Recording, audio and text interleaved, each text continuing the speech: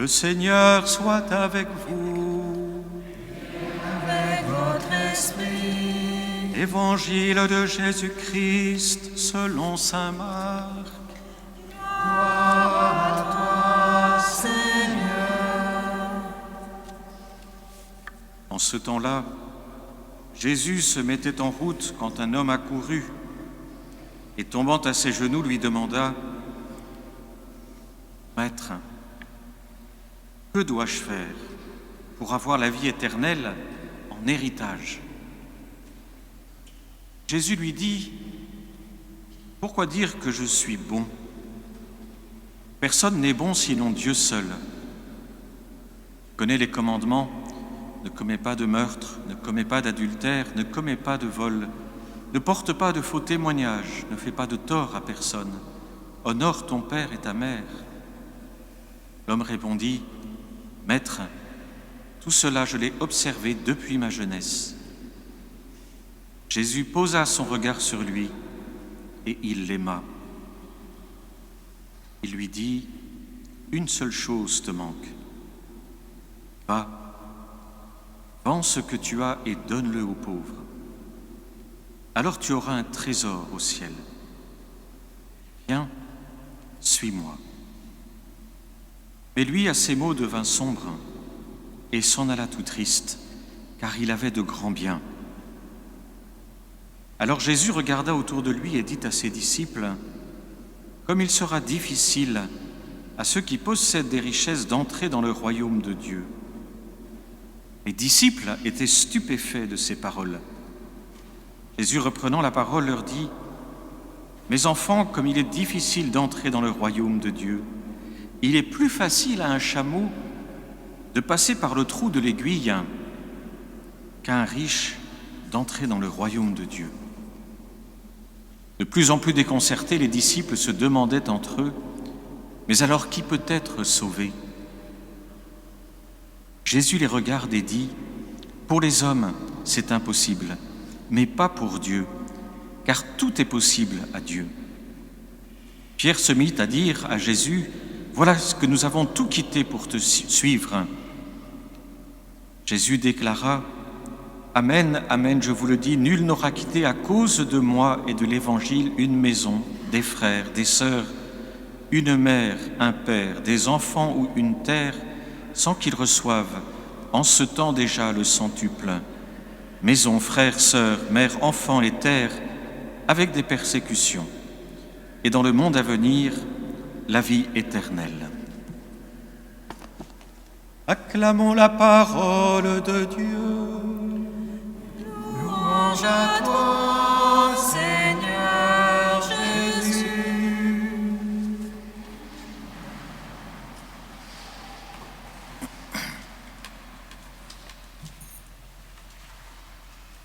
Cet évangile a une place toute particulière dans l'évangile de Marc. Il intervient aussi, comme l'évangile le dimanche dernier, qui était sur les petits, était sur la famille, le couple, après la deuxième annonce de Jésus à ses disciples sur sa passion. Et nous nous souvenons, les disciples, face à chaque fois que Jésus annonce sa passion, ne savent pas quoi dire. Donc en général, ils discutent plutôt du sujet inverse, de tout et de rien, mais ils n'osent pas l'interroger. Et dans cet évangile, il y a comme un remède face à la difficulté que nous avons dans nos vies d'accepter ce que la tradition appelle nos croix, c'est-à-dire en fait les difficultés de chaque jour, les mille et une petites souffrances, parfois les grandes, celles qui nous habitent, celles qui nous traversent, celles qui sont là pour un moment, celles qui parfois ont été là pour toujours, depuis toujours. C'est le détachement. Jésus, devant cet homme,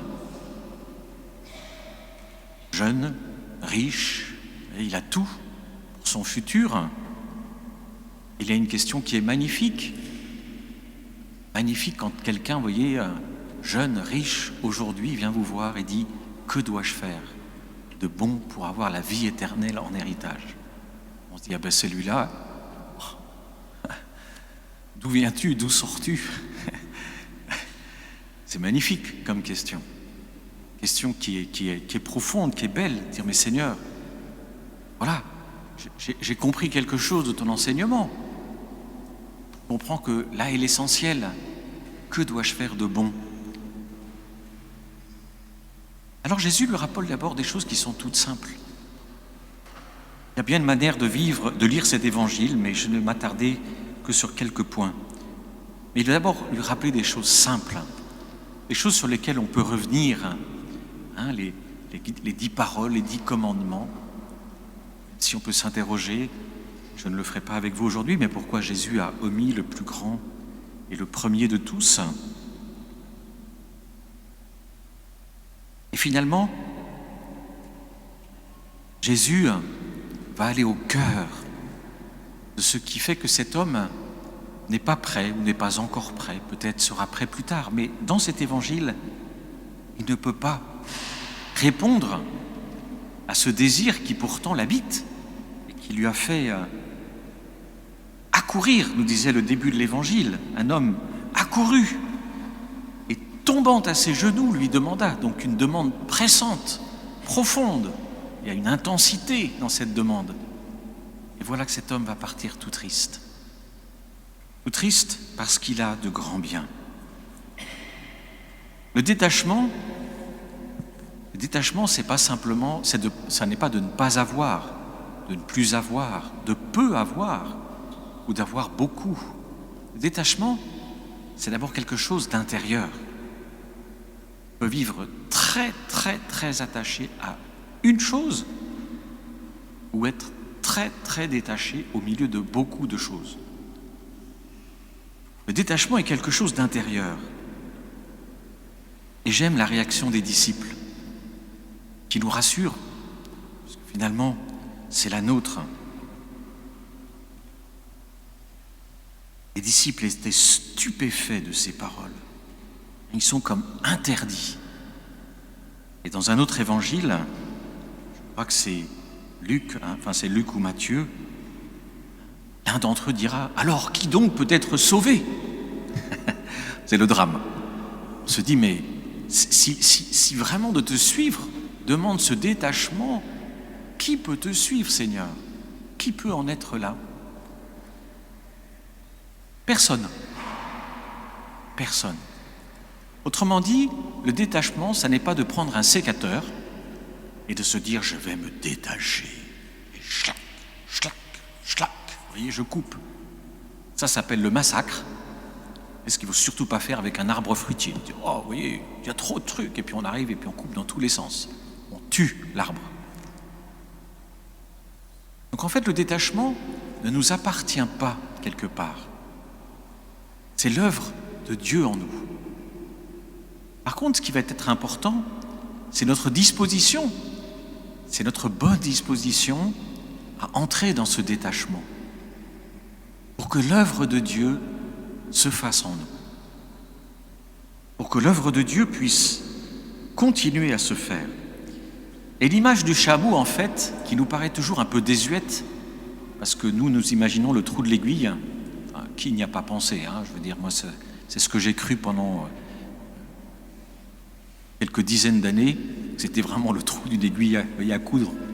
On se dit, mais qu'est-ce qui se passe, Seigneur? Enfin, de toute façon, ça n'existe pas. En fait, le trou de l'aiguille en Israël, peut-être me l'avez-vous déjà entendu dire, c'est autre chose. Les anciennes villes fortifiées en Israël, en temps de guerre, avaient la porte dite du trou de l'aiguille. Parce que quand on est en temps de guerre, on peut toujours laisser passer les marchands, mais pas les voleurs, pas les brigands et surtout pas l'ennemi. Et donc vous aviez une porte qui était très basse. Et pour que les chameaux y passent, pour que l'homme y passe, il fallait tout enlever de la cargaison et passer un par un. De telle façon que de l'autre côté de la porte, on pouvait s'assurer qu'il n'y avait pas de problème. Donc le trou de l'aiguille, ça veut dire il va falloir tout enlever. Bon, après la porte, on récupérait tout. Et tout enlever. Mais on comprend la réaction des apôtres, c'est de dire, mais non, ce dépouillement-là, Seigneur, Ah pardon, vous voyez, j'ai dans ma tête, j'ai quelque chose que je n'avais pas fait attention. La deuxième partie, qui peut être sauvé, nous vient dans la deuxième partie de l'Évangile. Qui peut être sauvé? Et devant ce détachement-là, l'être humain se dit, mais je ne peux pas. Et la réponse du Christ, non, vous ne pouvez pas. Cela ne vous est pas donné de le faire. Autrement dit, le détachement, c'est quelque chose que l'on demande au Seigneur. Encore une fois, le détachement n'est pas d'abord en proportion au nombre de biens que l'on possède. On peut être très très attaché, mortellement attaché à peu de choses. Et donc, c'est une demande au Seigneur. Et pourquoi? Pourquoi lui demander cela? C'est ce que nous avions au début de l'Évangile, pour pouvoir le suivre. Car finalement, ce jeune homme, il avait tout pour lui. Tout lui souriait. On va rajouter qu'il était beau. Coûte rien. Jeune, beau et riche. Ah ben dis donc, pour suivre Jésus, on se dit, voilà une belle vocation. Non, il ne pouvait pas le faire. Autrement dit, dans notre vie, pour suivre le Christ, il y a des attaches secrètes. Et ces attaches secrètes ont besoin d'être remises au Seigneur, faire l'effet d'un travail pour nous rendre disponibles. Nous rendre disponibles à quoi? Bien, dans ce mois d'octobre, on est dans le mois de la mission. Nous rendre disponibles à la mission. Quelle mission? Aujourd'hui, pour aujourd'hui, on pourrait se contenter, vous voyez, de se souvenir de ce rapport qui vient de sortir de la CASE, le rapport Sauvé, sur les abus dans l'Église. Il y a une mission qui consiste à prendre soin de soi.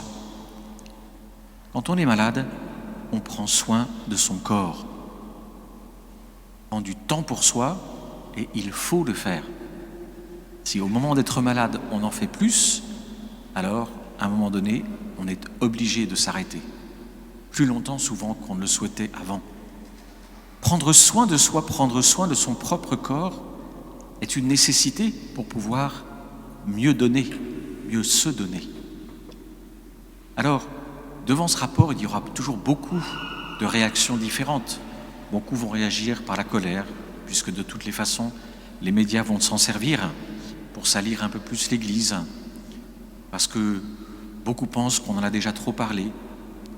Donc, toutes les réactions vont être mitigées, diverses, peut-être opposées. Mais ce qui est important, c'est d'être le bon samaritain.